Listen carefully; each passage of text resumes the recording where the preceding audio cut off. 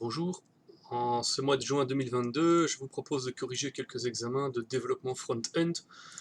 Ce premier examen a été posé en première technique graphique. Alors, ici on a la petite démonstration. On a dans la page 10 boutons de boissons. Au chargement, les prix sont aléatoires. Voilà. À chaque fois qu'on charge la page, on a des autres prix pour chaque boisson. Les boissons sont cliquables, voilà, quand on les clique, elles viennent s'ajouter, en tout cas une petite icône qui s'ajoute ici dans un conteneur, et le prix total de toutes les boissons choisies s'affiche dans le footer. Alors il y a un petit fichier d'instruction avec cet examen, tous ces fichiers ici, je les mettrai à disposition sur le Moodle de l'école évidemment. Alors, au chargement de la page comporte un en-tête avec 10 boutons boissons et un bouton OK. Oui, il y a bien un petit bouton OK ici. Il y a un main qui est vide et un footer qui contient le prix total. Chaque boisson a une étiquette de prix. Les prix sont générés au chargement de la page. Pour chaque boisson, on génère une valeur aléatoire entre 1 et 3. Donc chaque boisson coûte entre 1 et 3 euros. Mais certaines boissons qui ont une classe qui s'appelle cher doivent avoir une valeur comprise entre 4 et 6. Donc on rajoute 3 à leur valeur aléatoire X. C'est le cas par exemple du milkshake, de la bière forte et du cocktail. Mais on va essayer dynamiquement évidemment d'aller rechercher la classe chère, c'est le but de l'exercice. Alors ensuite, on attribue la valeur X obtenue au prix de la boisson, c'est-à-dire on injecte le résultat dans la page, et lors d'un clic sur une boisson, la boisson cliquée s'ajoute dans la commande à la suite d'éventuelles autres boissons. Le prix affiché dans le footer se met à jour, et puis quand on clique sur OK tout à la fin, les boissons ne sont plus cliquables. Donc, je vous montre, ici on a choisi un café et un verre de vin, le vin c'est 1 euro, le café c'est une tasse de thé, oui, voilà. Je rajoute une tasse de thé, on est à 7 euros, je fais OK, le footer devient blanc, et on ne sait plus ajouter de boisson. Voilà, ça c'est l'exercice. Alors, ça c'est la petite démonstration. Je vais ouvrir Notepad. Oui, vas-y, vas-y. Oui, oui, oui.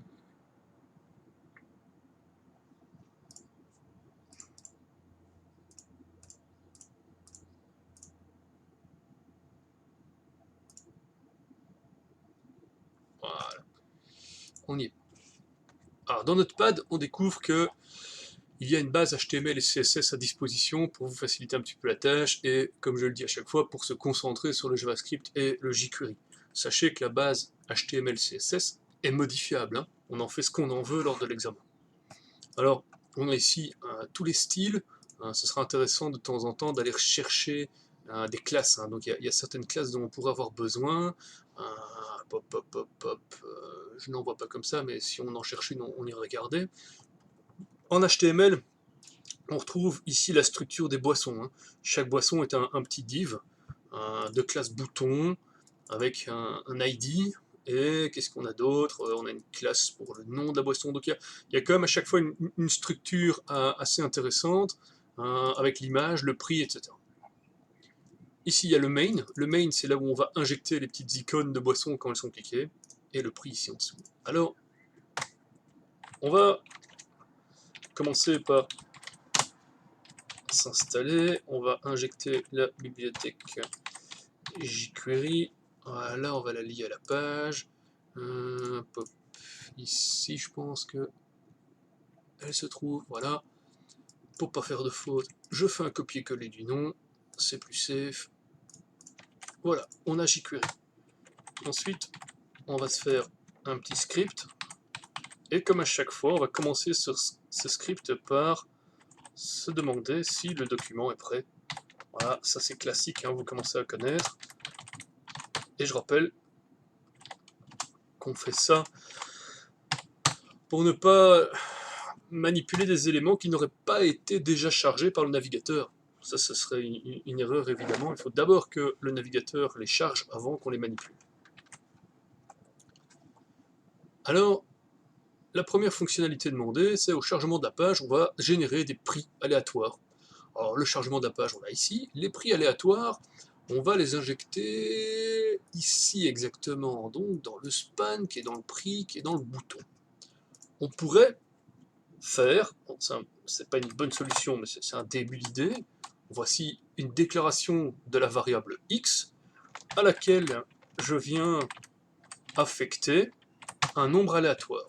Alors, le nombre aléatoire en JavaScript, je le rappelle à chaque fois, il ramène un nombre réel entre 0 et 1.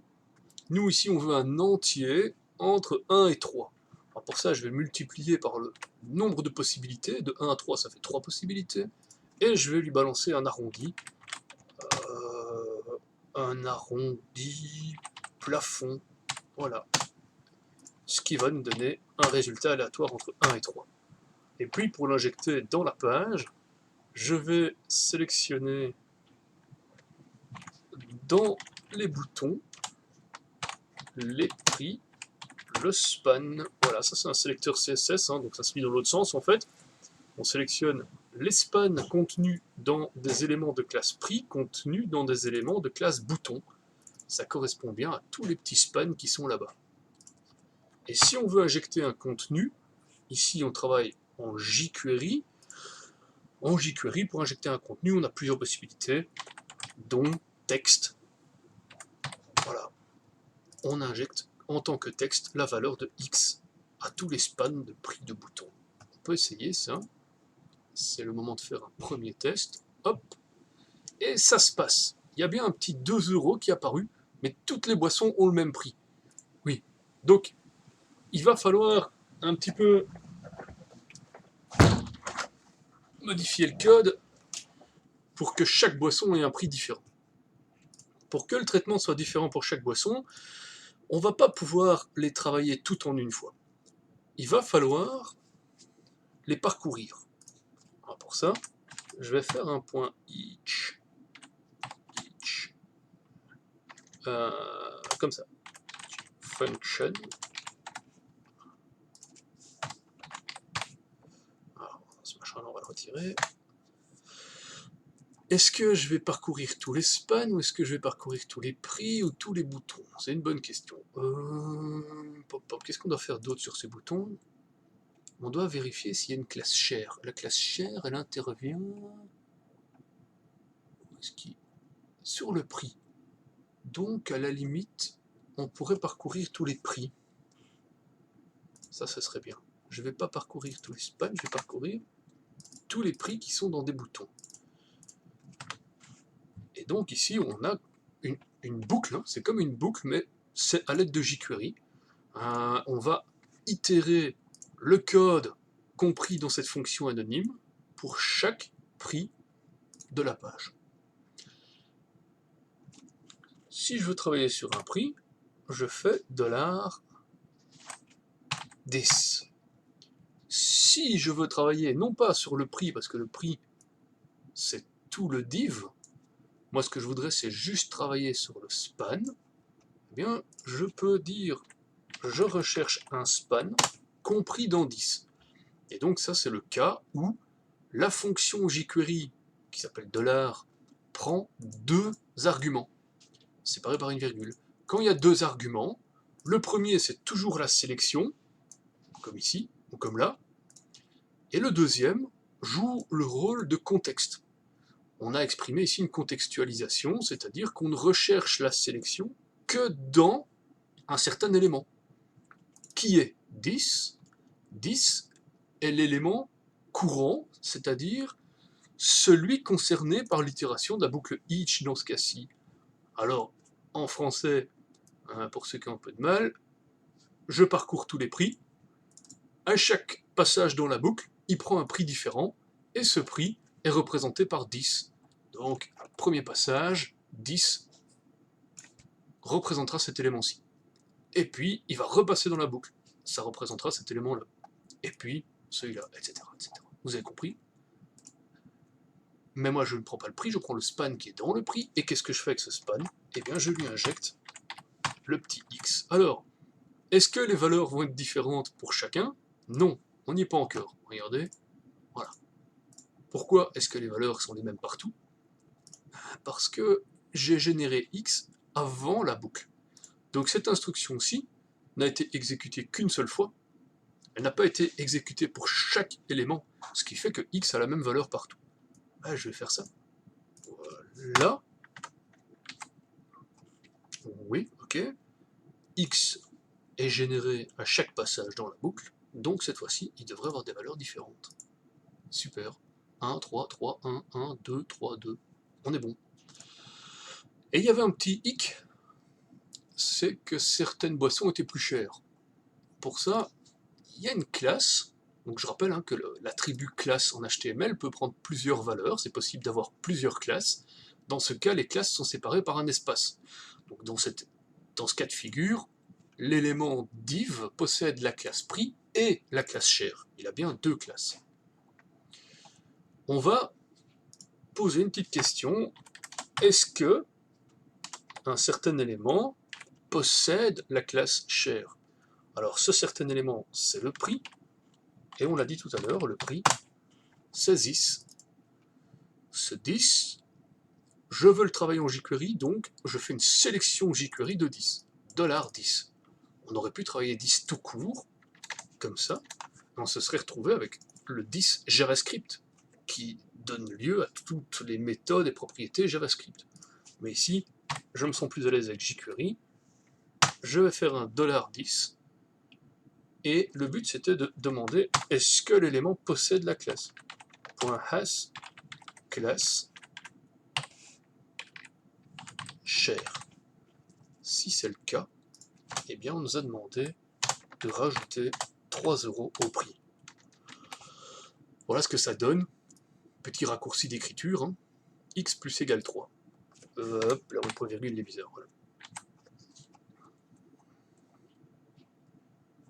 On essaye. Normalement, il y a certaines boissons qui sont plus chères. C'est toujours les mêmes, mais au moins on a fait ça proprement, on a été regarder dynamiquement si c'était bien un élément qui était plus cher. Étape suivante. Lors du clic sur une boisson, la boisson cliquée s'ajoute dans la commande, donc c'est juste l'icône qui vient s'ajouter dans la commande en fait c'est le main, à la suite d'éventuelles autres boissons, donc on va mettre chaque fois la boisson après les autres. Et le prix affiché dans le footer se met à jour. Alors, le prix est là, on va s'occuper du prix après. D'abord, toutes les boissons sont cliquables, et c'est pas juste l'icône, c'est l'ensemble du bouton qui est cliquable. Donc ici on va venir en jQuery ou en JavaScript, lancer l'écoute de l'événement clic sur tous les éléments de classe bouton. Ce qui donne $.bouton.click function. Voici, on lance l'écoute de l'événement clic. Et ça, c'est important que le document soit prêt avant de faire ça, sinon, si les boutons ne sont pas prêts, le clic n'est pas écouté. Que se passe-t-il quand un bouton est cliqué? Eh bien, on va ajouter quelque chose dans main. Alors, je me demande si dans le CSS, on ne pourrait pas trouver une trace de ça. Non. Mais je vois ici qu'il y a des points articles. Eh ben, je vais essayer d'aller... Oui, ça doit être les petites icônes en question. Donc ce sont des éléments de classe article, à mon avis, qu'on va venir injecter. Et ça, je sais vraiment parce que c'est peut-être une faute, ça, c'est pas grave.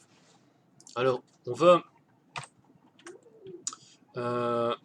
ajouter au main. Donc, je sélectionne le main et j'ajoute à la suite de. Ajouter à la suite de, c'est .append en jQuery.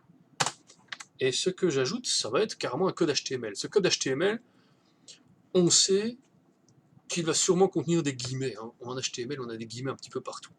Et donc, si on travaille sur une chaîne de caractères entre guillemets, on va avoir des problèmes. Donc je vais choisir une chaîne de caractères entre apostrophes. Ce sera autant de collisions en moins dans les guillemets et les apostrophes. Donc ici, une chaîne entre apostrophes qui va contenir le petit code HTML.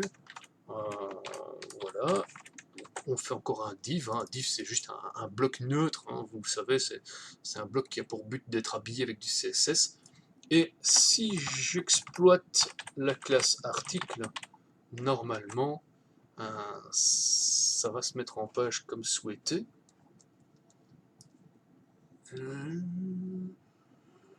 Background color. Peut-être qu'il faudrait lui mettre une image. Hein. Ah oui.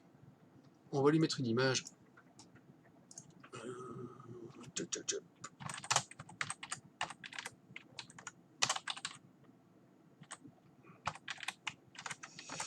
C'est l'image de la boisson qu'on souhaite avoir. Hein. Donc si je me souviens bien, regardez, ici on va regarder, voilà. C'est bien des images de boisson qui sont rajoutées à chaque fois. Eh bien, on va essayer de choper ces images de boisson. Alors, c'est possible que, on va regarder, les noms des images vont nous aider, oui. Donc, beer.png, cocktail.png, coffee.png. En fait, on va pouvoir utiliser, on a le choix, soit on utilise les ID, soit carrément les noms, soit les sources des images. Hein. Vous voyez, ici je vous ai laissé le champ libre pour aller chercher ce dont on a besoin. On pourrait prendre la source de l'image. Allez, on va tenter ça. Au moment du clic, on ajoute quelque chose. Ici, il va falloir une source. Cette source, je vais prévoir... Ouais, j'aime pas ça quand il met ça en bleu, c'est sûrement un nom réservé. On va écrire source. Voilà, source.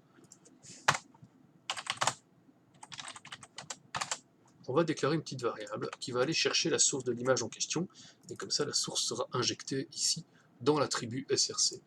Pour aller chercher la source de l'image en question, lorsqu'un bouton est cliqué, je vais aller sélectionner un élément, je vais essayer de sélectionner l'image en fait, et de cet élément image, je vais en extraire la valeur de l'attribut source, ce qui donne en jQuery .atr, la méthode atr, c'est la méthode pour accéder à tous les attributs HTML. On doit préciser l'attribut qui nous intéresse, c'est l'attribut source. Et comme ici c'est un getter, c'est-à-dire une lecture d'attributs, je ne passe pas de deuxième argument. Si j'avais voulu modifier la source, j'aurais passé un deuxième argument. Ici c'est pas le cas. Comment sélectionner l'image qui se trouve dans le bouton cliquer? Eh bien je vais prendre... En fait je pourrais faire img 10. 10, encore une fois, c'est l'élément courant, c'est-à-dire le bouton qui a subi le clic et qui a déclenché la fonction.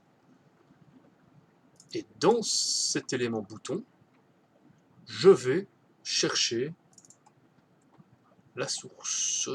Non, oui, la source de l'image. Alors ça fonctionnerait, mais pour être encore plus propre, je dirais bien l'image contenue dans le div de classe image. Voilà, du coup ça marche pas. Image. Donc ça c'est la classe image et l'img qui est dedans. Ça c'est du CSS. Alors on espère que ça fonctionne. J'ai enregistré. C'est celui-ci. J'en rafraîchis et je tente un café. Ouais, c'est pas mal. Alors, je suis un petit peu déçu qu'il n'y ait pas le background. On dirait que le CSS n'a pas pris. Est-ce que j'aurais foiré un truc? Article avec un S. Voilà. Article. On retente. Beer. Strong beer. Cocktail. Wine. Voilà. Ok. Ça marche. Maintenant, il y a le prix. Alors le prix, là aussi, il y a plein de façons de faire. On pourrait travailler avec une variable globale. On pourrait aussi chaque fois aller chercher le prix et l'adapter. Ça, c'est faisable. Ouais, j'aime bien cette façon-là. Aller chercher le prix et l'adapter. Bien, je vais faire var prix est égal dollar sélection d'éléments dont l'ID est pris point lecture de son contenu texte.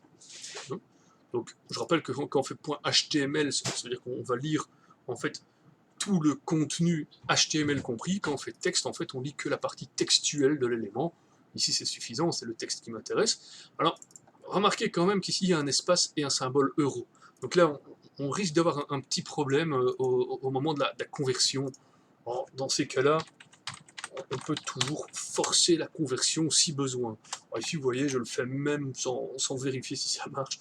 Je convertis directement en entier le prix. Alors, je me dis que ça fera un problème de moins. Et ce prix, eh bien, il va falloir l'incrémenter un petit peu et puis le réinjecter. Alors, l'incrémenter de combien? Eh bien, du prix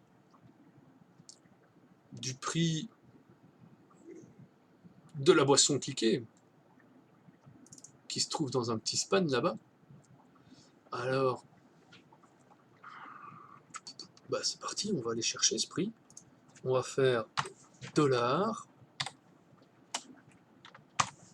point texte. Donc ça va être la lecture du prix. Et ici, je vais aller chercher ce qui se trouve dans un span, qui se trouve dans un prix. C'est bien ça, hein. Élément de classe prix. Le span est à l'intérieur. Et il faut dire que c'est pas tous les spans de la page, parce que si je fais prix span, il va aller chercher les 10 span prix qu'il va trouver. Non, moi je veux seulement celui qui se trouve dans 10. Et 10, encore une fois, joue le rôle ici de contexte. Qui est 10? C'est le bouton cliquer. Donc je ne prends que le span prix qui se trouve dans le bouton cliquer. J'en récupère le texte. J'ai incrémenté prix, c'est très bien, mais c'est la variable prix. Et donc, après coup, je dois réinjecter la valeur calculée. Donc, oh ben regardez, je l'ai ici. Voilà. Je resélectionne l'élément dont l'ID est pris. Je lui envoie prix. Et pourquoi pas réafficher le symbole euro. Donc ici, ce qu'on a, c'est un plus qui joue le rôle de concaténation, une variable concaténée à un bout de chaîne de caractères. Allez, on tente tout ça. Voilà, ça fonctionne toujours, ça c'est bien. On n'a même pas dû sortir la console dans cet exercice, mais je rappelle quand même que en cas d'erreur, où est-ce qu'il est mon F12 là? Voilà, ici. En cas d'erreur, ça s'affiche dans la console, hein, donc ça c'est pas une mauvaise chose aussi de tenter ça quand on a des petits bugs. On n'aura pas eu l'occasion ici de tester cette partie. Alors, je me rajoute un verre de vin. Et je suis un petit peu surpris. Ça marche pas, hein. Ouais, en fait, il concatène. Il est en train de concaténer les prix, alors que moi, je lui ai dit... Alors, pourquoi est-ce qu'il concatène? Je lui ai fait un joli parse int ici. Donc, prix est bien de type entier, mais cet entier, je lui ajoute un texte. Et donc, oui, c'est logique. Entier plus texte, ça fait une concaténation. Et donc, bah, on va refaire un parse int ici aussi. Alors, qu'est-ce que ça va donner, ça? Une bière pour Monsieur Klaus, une bière forte pour Monsieur Souris, un café pour moi, voilà, 11 €. C'est magnifique. Il reste le petit bouton OK. Alors, un petit bouton OK. Ce qui se trouve, celui-là. Il est là. Il a un ID OK. Mais on va dire que OK est cliquable. Comment est-ce qu'on va résoudre ce OK là? Il est censé balancer du blanc sur le footer. Alors, le footer, je vais regarder, il est ici. Mais je ne vois pas de footer qui est tout blanc. Non. Il n'y a pas de classe pour ça. Non. Notez que ce truc-là, je crois qu'il sert à rien. Je crois que voilà. Footer. Il n'y a pas de footer tout blanc. Bah, à la limite, on peut rajouter une ligne de CSS. Hein. Qu'est-ce qu'on va faire? Donc, quand quelqu'un clique sur le bouton OK, le footer devient tout blanc et après, on ne sait plus rajouter des boissons. Il n'y a pas une commande close ou un truc comme ça? Non, il n'y a pas ça. Les boissons sont plus cliquables. Le footer devient blanc. OK. Et bien, c'est parti. On va faire ça. Et bien, quand le bouton OK est cliqué, on va sélectionner un élément auquel on va rajouter une classe. Pourquoi rajouter une classe? Parce que, comme ça, on pourra, lors du clic des boutons, tester est-ce que la commande est encore ouverte ou pas. Ah bah ça c'est un joli nom, ça ouverte, on pourrait voilà, faire une classe fermée. Donc je pourrais travailler sur le main. C'est le main qui contient la commande, hein, on est d'accord. Bien le footer, peut-être, le footer. Il est où ce footer? Ah, oui. Ah bah c'est parti. En fait, on va travailler sur prix. Voilà. Mais on peut travailler sur plein d'autres éléments, ça n'a pas d'importance. Ce qui est important, c'est qu'il y ait un élément qui enregistre le fait que la commande est fermée. Elle est finie, on ne peut plus rajouter de boisson, et c'est à ce moment-là aussi que le footer va changer de couleur. Eh bien, je vais faire un add class avec 2S. Voilà, je vais mettre close. Voilà. La commande est close. Je vais faire une petite ligne de code dans CSS et dire quand le footer est close, ça change pas, mais la background color passe en blanc. Et lorsque quelqu'un clique sur le bouton, ah oui, on pourrait demander ici, hein, il y a deux façons de faire. Hein. Ici, on pourrait mettre un if. Est-ce que le footer possède la classe close? Je suis sûr que vous savez le faire, hein, on a fait un hash class ici. Est-ce que le footer possède la classe close? Et il y a une autre façon de faire aussi, c'est d'exploiter le off. On va tenter un off ici. Je sélectionne les boutons et je fais un point off click. Je me rappelle plus par cœur de la syntaxe. On va tenter. Un café, un deuxième café et un milkshake. Ok. Moment de vérité, est-ce que je peux rajouter encore un café? Non. Voilà, ça marche très bien. Off click. Donc vous voyez la méthode off qui permet en fait d'enlever l'écoute d'un événement. Voilà, voilà. Tout est là.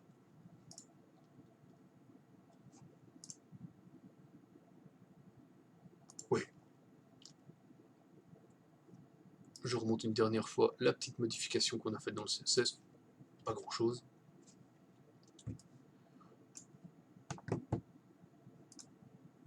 Voilà, elle est faite.